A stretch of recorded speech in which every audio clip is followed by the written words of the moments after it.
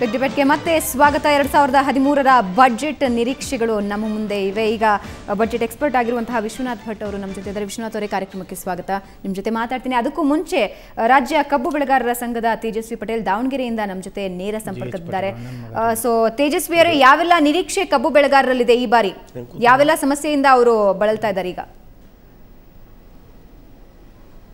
Madam, ಮೊದಲನೇದಾಗಿ ಈ ಬಾರಿ ಬಜೆಟ್ ಏನಿದೆ ಅಥವಾ ಯಾವುದೇ ಬಜೆಟ್ ಇರಲಿ, ಒಂದು ಬಜೆಟು ಒಂದು ವರ್ಷದ ಬಜೆಟ್ ಮಂಡನೆ ಆಗಲಿ ಅಂತ, ಈ ಸಾಲಿ ಬಜೆಟ್ ಒಂದು ವರ್ಷದ ಮಂಡನೆ ಆಗಲಿ ಅಂತ. ಇದನ್ನು ಯಾಕೆ ಹೇಳ್ತಾ ಇದ್ದೀನಿ ಅಂದರೆ, ಸಾಮಾನ್ಯವಾಗಿ ಬಜೆಟ್ಗಳು ಮಂಡನೆ ಆಗೋದು 10-15 ವರ್ಷಗಳು ಸಾಧನೆ ಏನಿದೆ, 10-15 ವರ್ಷಗಳ ಸಮಯ ಏನು ಬೇಕಾಗುತ್ತೆ ಅಷ್ಟು ಬಜೆಟ್ಗಳು ಮಂಡನೆ ಮಾಡ್ತಾ ಇರ್ತಾರೆ. ಈಗ 1,50,000 ಕೋಟಿ ಬಜೆಟ್ ಮಂಡಿಸಕ್ಕೆ ಹೊರಟಿದ್ದಾರೆ ಅಂತ ಗೊತ್ತಾಗಿದೆ. ಎಷ್ಟು ಲಕ್ಷ ಕೋಟಿ ಬಜೆಟ್ ಮಂಡಿಸಿದಿರಿ ಅನ್ನೋದಲ್ಲ ಮುಖ್ಯ, ಎಷ್ಟು ಜನರಿಗೆ ನಿಮ್ಮ ಆಡಳಿತ ತಲುಪಿದೆ, ಏನು ಬೆಳವಣಿಗೆ ಬದಲಾವಣೆಗಳಾಗಿದ್ದಾವೆ ಅಂತ. ಈ ಕಳೆದ ವರ್ಷ ಕೃಷಿ ಬಜೆಟನ್ನು ಮಂಡಿಸಿದ್ರು. ನಾವು ಮೊದಲ ಬಾರಿ ಕೃಷಿ ಬಜೆಟ್ ಮಂಡಿಸ್ತಾ ಇದ್ದೀವಿ ಅಂತ. ರಾಜ್ಯ ಕಬ್ಬು ಬೆಳೆಗಾರರ ಸಂಘದ ಪ್ರಧಾನ ಕಾರ್ಯದರ್ಶಿಯಾಗಿ ನೇರವಾಗಿ ಪ್ರಶ್ನೆ ಮಾಡಲಿಕ್ಕೆ ಇಷ್ಟಪಡ್ತೇನೆ.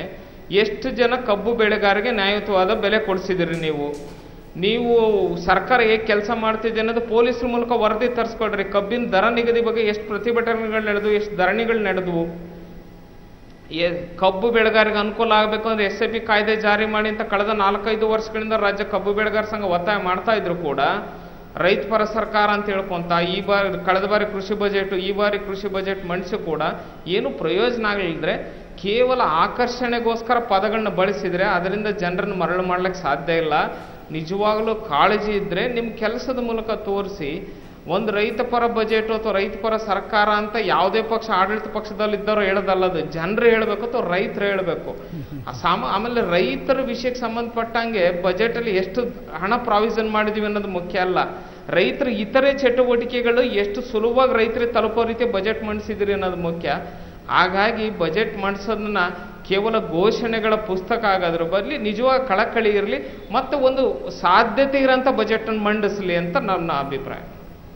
ಓಕೆ, ನಿಮ್ಮ ಜೊತೆ ಇನ್ನಷ್ಟು ಮಾತಾಡ್ತೀನಿ ತೇಜಸ್ವಿ ಅವರೇ. ಸೊ ವಿಶ್ವನಾಥ್ ಅವರೇ, ಕಳೆದ ಬಾರಿಯ ಬಜೆಟ್ ನೋಡಿದ್ದೀರಾ, ಈ ಬಾರಿ ನಿರೀಕ್ಷೆಗಳೇನು? ಯಾವೆಲ್ಲ ಕ್ಷೇತ್ರಗಳಿಗೆ ಪ್ರಮುಖವಾಗಿ ಪ್ರಾಮುಖ್ಯತೆ ಕೊಡಬೇಕು ಅಂತ ನೀವು ಹೇಳ್ತೀರಾ?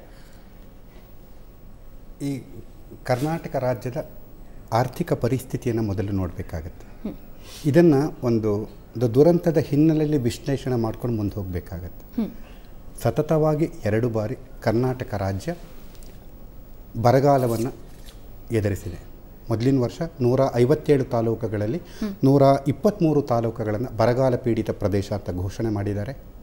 ಈ ವರ್ಷ 176 ತಾಲೂಕುಗಳಲ್ಲಿ 157 ತಾಲೂಕುಗಳನ್ನು ಬರಗಾಲ ಪೀಡಿತ ಪ್ರದೇಶ ಅಂತ ಘೋಷಣೆ ಮಾಡ್ತಾ ಇದ್ದಾರೆ. ಪರಿಸ್ಥಿತಿ ಹೇಗಿದೆ ಅಂದರೆ, ಜುಲೈನ ಅಂಕಿಅಂಶಗಳ ಪ್ರಕಾರ 70 ಲಕ್ಷ ಹೆಕ್ಟೇರ್ ಬೆಳೆಯ ಭೂಮಿನಲ್ಲಿ 20 ಲಕ್ಷ ಹೆಕ್ಟೇರ್ ಮಾತ್ರ ಬಿತ್ತನೆ ಆಗಿರೋದು. ಇದು ಮೊದಲನೇ ಅಂಥದ್ದು. ಎರಡನೇದು, 1,60,00,000 ಜಾನುವಾರುಗಳು ಮೇವಿಗೋಸ್ಕರ ಹಾತರಿಸ್ತಾ ಇದ್ದಾವೆ. ಹಳ್ಳಿಗಳಲ್ಲಿ, ಪಟ್ಟಣದ ಕೆಲವು ವಾರ್ಡ್ಗಳಲ್ಲಿ ಸುಮಾರು 1,400 ಟ್ಯಾಂಕ್ಗಳಲ್ಲಿ ನೀರಿನ ಸರಬರಾಜು ನಡೀತಾ ಇದೆ. ಕಾವೇರಿ ಜಲಾಶಯದಿಂದ ತಮಿಳುನಾಡಿಗೆ ನೀರಾವರಿಗೆ ನೀರು ಬಿಡೋದಿರಲಿ, ವಾಸ್ತವಿಕವಾಗಿ ಬೆಂಗಳೂರಿಗೆ ಕುಡಿಯೋ ನೀರೇ ನನ್ನ ಪ್ರಕಾರ ಏಪ್ರಿಲ್ ನಂತರ ತುಂಬ ಕಷ್ಟ ಆಗೋದು, ಭೂತಾಕಾರದ ಸಮಸ್ಯೆ ಆಗ್ಬೋದು. ಇದು ಒಂದಾಯಿತು. ಎರಡನೇದಾಗಿ ಹಿಂಗಾರು ಮಳೆಗೆ ಬರೋಣ. ಯಾಕಂದರೆ ಮುಂದೆ ಹೋಗೋಕ್ಕಿಂತ ಇವತ್ತಿನ ಪರಿಸ್ಥಿತಿ ಏನಿದೆ ಅಂತ ಅದರ ಮೇಲೆ ತೀರ್ಮಾನ ಮಾಡಬೇಕಾಗತ್ತೆ. ಈ ವರ್ಷ 42.2% ಕಡಿಮೆ ಮಳೆ ಆಗಿದೆ. 70 ಲಕ್ಷ ಹೆಕ್ಟೇರ್ ಭೂಮಿಯಲ್ಲಿ 20-25 ಲಕ್ಷ ಹೆಕ್ಟೇರ್ ಭೂಮಿಯಲ್ಲಿ ಬಿತ್ತನೆ ಆಗಿರೋದರಲ್ಲಿ 17 ಲಕ್ಷ ಹೆಕ್ಟೇರ್ ಭೂಮಿಯಲ್ಲಿ ಅದು ಫೇಲ್ಯೂರ್ ಆಗಿದೆ.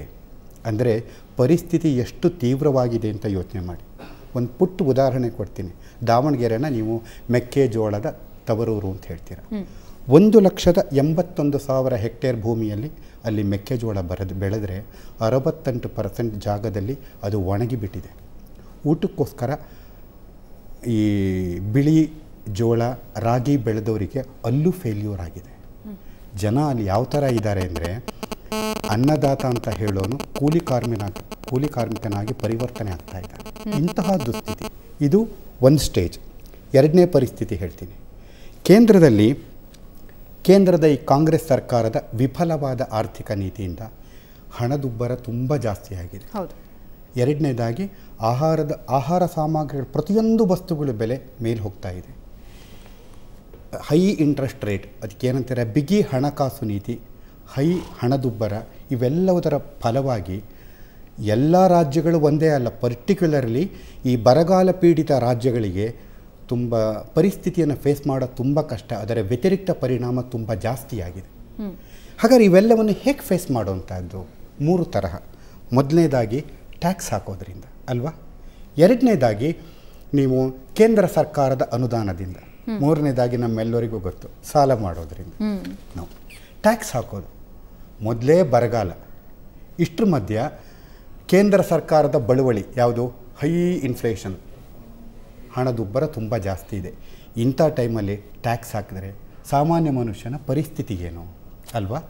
ಆದರೂ ಸಹ ಈ ಕಾಸ್ಮೆಟಿಕ್ಸು, ಲಿಕ್ಕರ್ಸು, ಸಿಗರೇಟು, ಬೀಡಿ ಈ ತರಹದ್ರ ಮೇಲೆ ಅಥವಾ ಲಕ್ಸುರಿ ಐಟಮ್ಸ್ ಮೇಲೆ ಟ್ಯಾಕ್ಸ್ ಹಾಕ್ಬೋದು.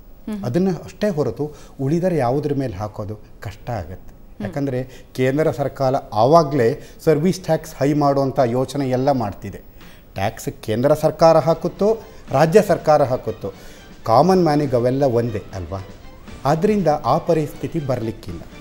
ಇನ್ನು ಫೇಸ್ ಮಾಡಲಿಕ್ಕೆ ಎರಡನೇದು ಕೇಂದ್ರ ಸರ್ಕಾರದ ಅನುದಾನ. ನಾನು ಕೆಲವು ಫಿಗರ್ಸ್ ಕೊಡ್ತೀನಿ. ಕಳೆದ ವರ್ಷ ಮುಂಗಾರು ವಿಫಲ ಆದಾಗ ರಾಷ್ಟ್ರೀಯ ಪ್ರಕೃತಿ ವಿಕೋಪ ಪರಿಹಾರ ನಿಧಿ ಅಂತ ಇದೆ, NCCF, ಅದರಿಂದ 2605 ಕೋಟಿ ನೆರವು ಕೇಳಿದ್ವಿ. ಸಿಕ್ಕಿದ್ದು ಎಷ್ಟು ಗೊತ್ತಾ? 70 ಕೋಟಿ. ಎರಡನೇದಾಗಿ 3609 ಕೋಟಿ ಕೇಳಿದ್ವಿ ಯಾವಾಗ ಹಿಂಗಾರು ಫೇಲ್ಯೂರ್ ಆದಾಗ. ಆವಾಗ ಸಿಕ್ಕಿದ್ದು ತುಂಬ ಜಾಸ್ತಿ, 282 ಕೋಟಿ. ಈ ವರ್ಷಕ್ಕೆ ಬರೋಣ. ಈಗ ಮೊದಲಿನ ವರ್ಷ ಬರಗಾಲ ಆದಾಗ ಇದು ಮಾಡ್ಬೋದು, ಬಟ್ ಎರಡನೇ ವರ್ಷ ಬರಗಾಲ ಬಂದಾಗ ತೀವ್ರತೆ ಯಾಕೆ ಜಾಸ್ತಿ ಆಗಿರುತ್ತೆ ಅಂದರೆ ಹಿಂದಿನ ವರ್ಷದ ಬರಗಾಲದ ಕಾಂಪೌಂಡೆಡ್ ಎಫೆಕ್ಟ್ ಇರುತ್ತೆ. ಆ ದೃಷ್ಟಿಯಿಂದ ಹೇಳಿದಾಗ ನನಗೆ ಈ ಲೇಟೆಸ್ಟ್ ಇನ್ಫಾರ್ಮೇಷನ್ ಸಿಕ್ತು.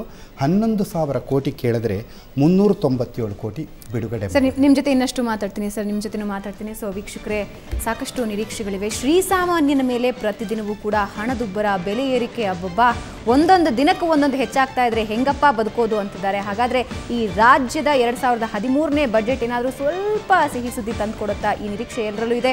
ಇದ್ರ ಬಗ್ಗೆ ಇನ್ನಷ್ಟು ಚರ್ಚೆ ನಡೆಸೋಣ. ಅದಕ್ಕೂ ಮುಂಚೆ ಒಂದು ಚಿಕ್ಕ ಬ್ರೇಕ್.